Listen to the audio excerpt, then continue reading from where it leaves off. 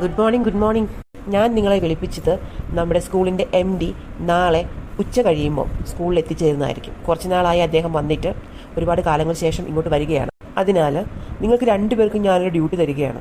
നിങ്ങൾ രണ്ടാളുമാണല്ലോ സ്കൂൾ ലീഡറിൻ്റെ സ്ഥാനാർത്ഥിയായിട്ട് നിൽക്കുന്നത്. ഇതിൽ നിങ്ങളുടെ കഴിവ് എനിക്കൊന്ന് കാണേണ്ടതാണ്. നാളെ MD എത്തുമ്പോൾ ആദ്യം MDക്ക് ബൊക്ക നൽകി അദ്ദേഹത്തെ സ്വീകരിക്കണം. ബൊക്ക വാങ്ങിക്കുമ്പോൾ പ്രത്യേകം ശ്രദ്ധിക്കണം. അലർജി ഉണ്ടാക്കുന്ന ഒരു സാധനങ്ങളും അതിലുണ്ടാവാൻ പാടില്ല. അദ്ദേഹം ഒരു അലർജി പേഷ്യൻ്റ് ആണ്. ഓക്കെ സാറ, ഇങ്ങോട്ട് ശ്രദ്ധിക്കാം. സാറയാണ് നാളെ MDയുടെ റൂം ക്ലീൻ ചെയ്യേണ്ടത്. സാറ ക്ലീൻ ചെയ്യണമെന്നല്ല പറഞ്ഞത്. സാറ ക്ലീനിങ് സ്റ്റാഫിനെ കൊണ്ട് റൂമെല്ലാം ക്ലീൻ ചെയ്ത് വൃത്തിയാക്കി വെക്കണം. ഒരു പൊടി പോലും അതിനകത്ത് ഉണ്ടാവാൻ പാടില്ല. അദ്ദേഹത്തിൻ്റെ പൊടി അതിഭയങ്കരമായ അലർജിയാണ്.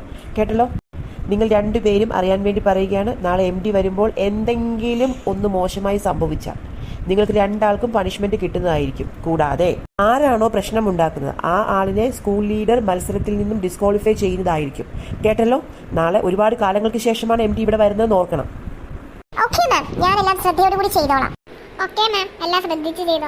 ശ്രദ്ധിച്ച് ചെയ്താൽ നിനക്കൊക്കെ കൊള്ളാം. ഞാൻ പറഞ്ഞത് നിങ്ങൾക്ക് മനസ്സിലായിട്ടുണ്ടല്ലോ? രണ്ടാൾക്കും ക്ലാസ്സിലേക്ക് പോകാം. A few moments later. Sara, നീ എവിടെ പോയേക്കുമായിരുന്നു? എത്ര നേരമായി ഞാൻ നിന്നെ അന്വേഷിക്കുന്നു. അതോ, ഞാൻ പ്രിൻസിപ്പലിന്റെ റൂമിലായിരുന്നു. എന്താടി, ഞാനറിയാതെ നീ വല്ല പണി ഒപ്പിച്ചോ? ഒന്ന് പോടി അവിടുന്ന്. നാളെ സ്കൂളിൽ MD വരുന്നുണ്ട്. പുള്ളിക്കാരനെ റിസീവ് ചെയ്യാനുള്ള ഡ്യൂട്ടി എനിക്കും ആദിത്യനുമാണ് തന്നിരിക്കുന്നത്. നീ അവിടെ MDയെയും സ്വീകരിച്ച് നടന്നു. ആദ്യത്തിന് അവിടെ ഒരുപാട് കാര്യങ്ങൾ പ്ലാൻ ചെയ്യുന്നുണ്ട്. ഒന്നാമത് അവന് സ്റ്റുഡൻസിന്റെ ഒക്കെ സപ്പോർട്ട് ഉണ്ട്. നിന്നെ കാണണമെങ്കിൽ ഒറ്റ പിള്ളേർക്ക് കണ്ടുകൂടാ. നീ എന്റെ വായിൽ കേൾക്കും കേട്ടോ. ഡേ സാറ, ഞാൻ പല പ്രാവശ്യം നിന്നോട് പറഞ്ഞിട്ടുണ്ട് എന്നെ എലിനൊന്നും വിളിക്കരുതെന്ന്. എൻ്റെ പേര് എലിന ഫ്രാൻസിസ് എന്നാണ്. You can call me Elina. Okay?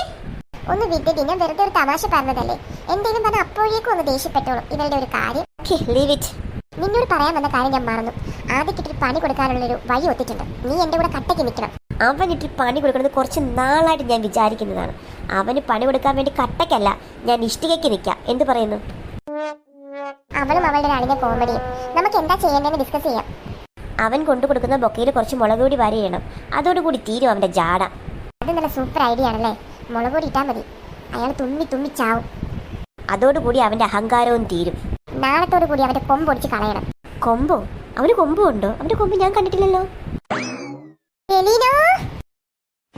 The next day.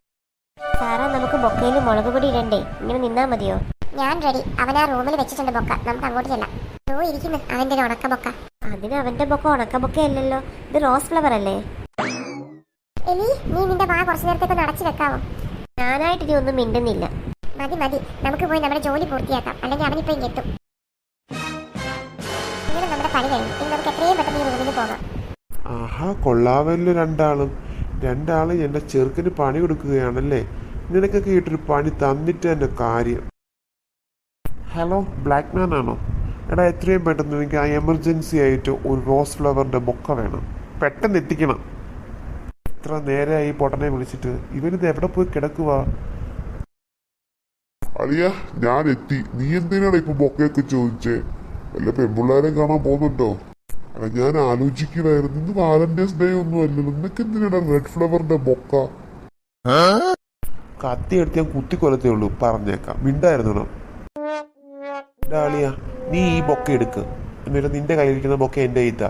പിന്നെ ഒരു കാര്യം, ഈ ബൊക്ക നീ മണപ്പിക്കരുത്. നീ തുമ്മി പണ്ടാരടങ്ങും അതിനകത്ത്. അതെന്താടാ നീ അങ്ങനെ പറഞ്ഞേ? വൈകുന്നേരം കൂടുമ്പോൾ നമുക്ക് അതിനെക്കുറിച്ച് ഡിസ്കസ് ചെയ്യാം. അപ്പൊ ശരിയാളിയാ, വൈകിട്ട് കാണാം. ഇനി ഈ ബൊക്ക ഇരുന്നെടുത്ത് തന്നെ വെക്കാം. എന്നിട്ട് അവളുമാർക്കുള്ള പണി ഞാൻ കൊടുത്തിട്ട് വരാം.